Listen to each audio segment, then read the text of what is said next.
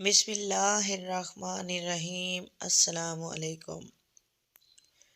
سوال: ہم بستری کے بعد غسل کرنے میں کتنی تاخیر کر سکتے ہیں؟ سوال نمبر 2: ہم بستری کے بعد کھانے پینے یا کھانا پکانے اور دودھ پینے والے بچے کو دودھ پلانا کیسا ہے؟ جواب: کم علمی کی وجہ سے لوگ جنبی حالت میں خود کو، اپنے کپڑوں کو، اپنے بستر کو ناپاک سمجھتے ہیں اور کھانے کو، کام کاج کو ہاتھ نہیں لگاتے جب تک کہ غسل نہ کر لیں، اور خواتین بھی بچوں کو دودھ پلانا، کھانے کو ہاتھ لگانا گناہ سمجھتی ہیں، یہ سوچ کر کہ وہ ناپاک ہیں، اور کچھ عورتیں سمجھتی ہیں کہ غسل کیے بغیر آٹا گوندنے سے بے برکتی ہوگی، حالانکہ شریعت محمدی اس جہالت کا رد کرتی ہے، اور اس سلسلے میں اللہ کے پیارے نبی حضرت محمد صلی اللہ علیہ وآلہ وسلم کی بہت سی صحیح اور مستند احادیث مبارکہ موجود ہیں۔ ہم بستری کرنے کے بعد مرد یا عورت کے لیے صرف نماز، طواف اور مسجد میں ٹھہرنا حرام ہے، اور اس کے علاوہ باقی تمام کام کرنے جائز ہیں۔ مرد و خواتین پر کہیں بھی ایسی کسی پابندی کا ذکر نہیں ہے، بلکہ غسل کرنے سے پہلے بھی جنابت کی حالت میں ہی تمام لوگ عام روٹین کے کام کاج کر سکتے ہیں۔ روزہ رکھنے کے لیے سحری بھی کھا سکتے ہیں، کھانا تیار کر سکتے ہیں، یا پھر گھر کے دوسرے کام کاج نمٹانے بھی جائز ہیں، اور اسی طرح ماں بچوں کو دودھ بھی پلا سکتی ہے اور ان کی دیکھ بھال بھی کر سکتی ہے۔ اس کی کئی ایک دلیلیں موجود ہیں۔ حضرت حذیفہ رضی اللہ تعالی عنہ بیان کرتے ہیں کہ نبی کریم صلی اللہ علیہ وآلہ وسلم ان سے ملے تو آپ صلی اللہ علیہ وآلہ وسلم مصافحے کے لیے ہاتھ پھیلاتے ہوئے ان کی طرف بڑھے۔ حذیفہ رضی اللہ تعالی عنہ نے کہا: میں جنبی ہوں۔ اس پر آپ صلی اللہ علیہ وآلہ وسلم نے فرمایا: مسلمان نجس نہیں ہوتا۔ اسی طرح بخاری شریف کی حدیث نمبر 283 ہے، جس میں حضرت ابو ہریرہ رضی اللہ تعالی عنہ فرماتے ہیں کہ ایک دفعہ میں حالت جنابت میں ہونے کی وجہ سے حضور اکرم صلی اللہ علیہ وآلہ وسلم کے سامنے ہونے کے باوجود بھی ان سے نہ ملا، جس پر حضور اکرم صلی اللہ علیہ وآلہ وسلم نے فرمایا کہ مسلمان ہرگز ناپاک نہیں ہوتا۔ حافظ ابن حجر رحمہ اللہ فتح الباری میں کہتے ہیں: اس حدیث میں اس بات کا جواز پایا جاتا ہے کہ غسل جنابت کو اس کے واجب ہونے کے اول وقت میں تاخیر کی جا سکتی ہے، اور اس کا بھی جواز ہے کہ جنبی شخص اپنی ضروریات پوری کر سکتا ہے۔ ام المومنین حضرت عائشہ رضی اللہ تعالی عنہا کہتی ہیں کہ رسول اللہ صلی اللہ علیہ وآلہ وسلم جنبی ہوتے اور پانی چھوئے بغیر سو جاتے، پھر اس کے بعد اٹھتے اور غسل فرماتے۔ کسی نے حضرت عائشہ رضی اللہ تعالی عنہا سے سوال کیا کہ اے عائشہ رضی اللہ تعالی عنہا، حضرت محمد صلی اللہ علیہ وآلہ وسلم ہم بستری کر کے نہا لیا کرتے تھے یا ویسے ہی سو جایا کرتے تھے؟ حضرت عائشہ رضی اللہ تعالی عنہا فرماتی ہیں: نبی کریم صلی اللہ علیہ وآلہ وسلم ہم بستری کر کے ویسے ہی سو جایا کرتے تھے۔ جب مؤذن رسول اللہ صلی اللہ علیہ وآلہ وسلم فجر کی اذان دینے کے لیے آتا تھا تو حضرت محمد صلی اللہ علیہ وآلہ وسلم غسل کر کے جسم کو خشک کیے بغیر ہی مسجد میں تشریف لے جاتے اور نماز فجر کی جماعت کرواتے، اور میں گھر میں آپ صلی اللہ علیہ وآلہ وسلم کی آواز سنتی رہتی تھی۔ پھر آپ صلی اللہ علیہ وآلہ وسلم روزہ رکھ لیتے تھے۔ کسی نے حضرت عامر رضی اللہ تعالیٰ عنہ سے پوچھا، کیا یہ روزوں کے مہینے میں ہی ایسا ہوتا تھا یا عام معمول میں بھی یہی ہوا کرتا تھا؟ تو حضرت عامر رضی اللہ تعالیٰ عنہ نے فرمایا کہ روزوں کے علاوہ بھی ایسے ہی ہوا کرتا تھا۔ حضرت عائشہ رضی اللہ تعالیٰ عنہ سے مروی ہے کہ آپ صلی اللہ علیہ وآلہ وسلم ہم بستری کرنے کے بعد جب جنابت کی حالت میں ہوتے اور سونے کا ارادہ کرتے تو شرمگاہ کو دھو لیتے اور نماز کی طرح وضو کرتے۔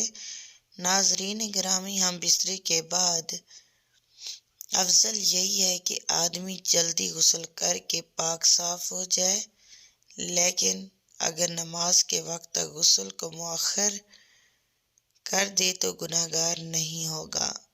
البتہ فجر تک غسل مؤخر کرنے کی صورت میں اگر ہم بستری کے بعد سونا ہو تو بہتر یہ ہے کہ آدمی استنجا اور وضو کر لے، پھر سو جائے اور پھر بیدار ہو کر غسل کر لے۔ چنانچہ مشکوہ شریف کی روایت میں ہے، حضرت عمر فاروق رضی اللہ تعالیٰ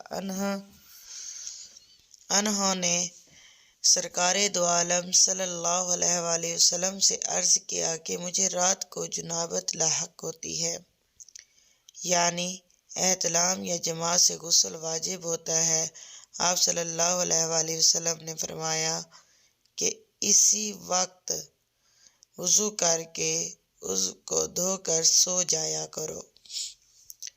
مظاہر حق میں ہے، یہ وضو کرنا جنبی کے سونے کے لیے طہارت ہے، یعنی جنبی وضو کر کے سویا تو گویا وہ پاک سویا۔ لہٰذا اس حدیث سے معلوم ہوا کہ جسے رات کو احتلام ہو جائے یا جماع سے فراغت ہو اور اس کے بعد سونے کا ارادہ ہو یا بوجہ کسی ضرورت غسل جنابت میں تاخیر کا خیال ہو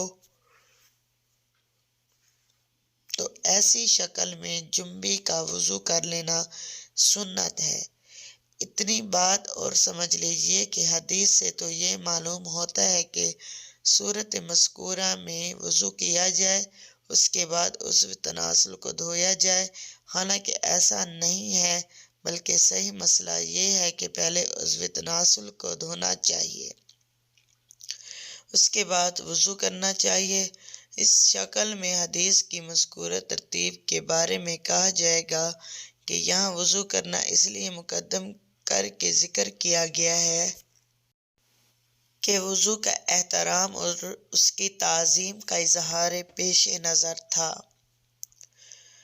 حالت جنابت میں کھانا پینا یا کھانا پکانا درست ہے۔ بہتر یہ ہے کہ وضو کر کے کھائیں پیئیں، اور اگر وضو کے بغیر صرف ہاتھ منہ دھو کر کھا پی لیں تب بھی جائز ہے۔ بچے کو دودھ پلانے کے لیے ماں کا پاک ہونا ضروری نہیں ہے، لہٰذا بچہ رو رہا ہو تو عورت ناپاکی کی حالت میں دودھ پلا سکتی ہے، لیکن کوشش یہ کرنی چاہیے کہ جلد از جلد غسل کر لیا جائے۔ حالت جنابت میں زیادہ دیر تک نہ رہنا چاہیے۔ ناظرین گرامی، یہ یاد رہے کہ وضو کرنا بھی واجب ہے، لیکن وضو کرنا اور شرمگاہ کو دھو لینا مستحب ہے۔ حضرت عائشہ رضی اللہ تعالیٰ عنہ بیان کرتی ہیں کہ نبی کریم صلی اللہ علیہ وآلہ وسلم اگر جنبی حالت میں کھانا یا سونا چاہتے تو نماز کے وضو کی طرح وضو کرتے تھے۔ وضو کرنا اس لیے بھی افضل ہے کہ نبی کریم صلی اللہ علیہ وآلہ وسلم نے فرمایا، 3 لوگوں کے پاس رحمت کے فرشتے نہیں آتے۔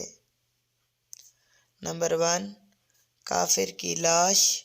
نمبر 2، خلوق خوشبو لگانے والا۔